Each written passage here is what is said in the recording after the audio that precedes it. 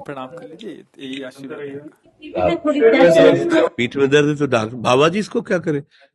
ये बाबा जी क्या करे? जैसे किसी को रोग है, किसी को दर्द है, तो डॉक्टर के पास जाए। आशीर्वाद से नहीं ठीक होता।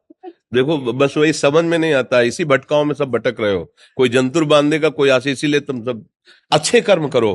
पूर्व के पूर्व कर्मों के पाप से हमें दंड मिलता है। अच्छे कर्म करो, नाम जप करो, माता पिता की सेवा करो, सद्भाव से चलो। अभी ये कर्म नष्ट हो जाएंगे, किसी से जंतुर बंधवाने की जरूरत नहीं, किसी से आशीर्वाद मांगने की जरूरत है। अब नाम जप ना करो, खाओ मुर्गा मांस, पियो शराब, करो व्यभिचार करो, तो बाबा जी आशीर्वाद दे दे तो कोई आशीर्वाद काम नहीं करेगा। दुर्गति होगी यहाँ भी और वहां भी। हमारी बात समझो। अब जरूर बुरा लगता है, सत्य विषय बुरा लगता है, पर अगर बच्चा सावधान हो जाओगे तो सुखी हो जाओगे। कोई भी हो, हम किसी एक के लिए बात नहीं करते, सबके लिए करते हैं। सब भागते हैं इस बात में कि बाबा जी आशीर्वाद दे, रोग रहित हो जाओ। कभी नहीं होगा, कभी नहीं होगा। तुम्हारे आचरण ठीक होंगे तब तुम्हारा सब काम बनेगा। हाँ, अब देखो ना, खा रहे हैं जीवों को उबाल उबाल करके मांस, पी रहे हैं शराब, कर रहे हैं बेविचार, बुद्धि भ्रष्ट होगी और नष्ट होना पड़ेगा, क्योंकि आचरण गलत है। कोई आशीर्वाद किसी का काम नहीं करेगा। आप अच्छे आचरण करो, माता पिता की सेवा करो, परिवार की सेवा करो, समाज की सेवा करो, नाम जप करो। शरीर में कोई छोटे मोटे कष्ट आवे उनको सह जाओ, आगे चलकर आप देखो कि कैसी उन्नति होती, अच्छा होगा, मंगल होगा। इस ब्रह्म में ना किसी के आशीर्वाद से कुछ हो जाता है। हम आपको पक्की बात बताते हैं कि आज बाबा के यहाँ गए थे यार, पीठ में दर्द कम हो गया।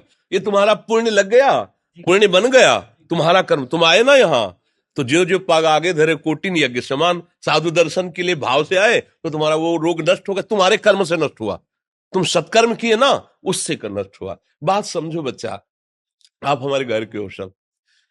आशीर्वाद देने से हम कई बार कहा कि अगर तुम सुखी हो जाओ तो हम किसी से न मिले, चुपचाप अपने कमरे में बैठे केवल आशीर्वाद देते रहे सबको। लेकिन नहीं सुखी होगे। सुखी होगे तुम अपने कर्म से।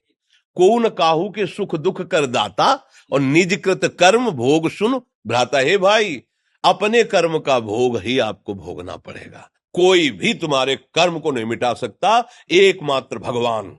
एकमात्र भगवान, मेरी बात मान लेना। उनकी शरण में और नाम जप करो, सब ठीक हो जाएगा। तुम्हारे भजन से होगा, तुम्हारे अच्छे आचरण से होगा, तुम्हारी धार्मिक प्रवृत्तियों से होगा। अब ये बात ना समझो तो फिर हम क्या कह सकते हैं? नहीं, हाँ, यही तुम्हारा जन्मदिन की सफलता है कि हमारी बात मान लो, राधा राधा रटो, कोई नशा मत करना, अपने माता पिता की सेवा करो, समाज की सेवा करो जितना। और जो कष्ट है वो स्थायी नहीं है। आज विपत्ति आई, कल खत्म हो जाएगी। अभी दिन है, फिर रात आ जाएगा, रात है तो दिन आ जाएगा। ये क्रम चलता रहता है, हमें निराश नहीं होना। सूरवीर योद्धा की तरह हमें जीना है यार, कायर की तरह नहीं जीना है। जी।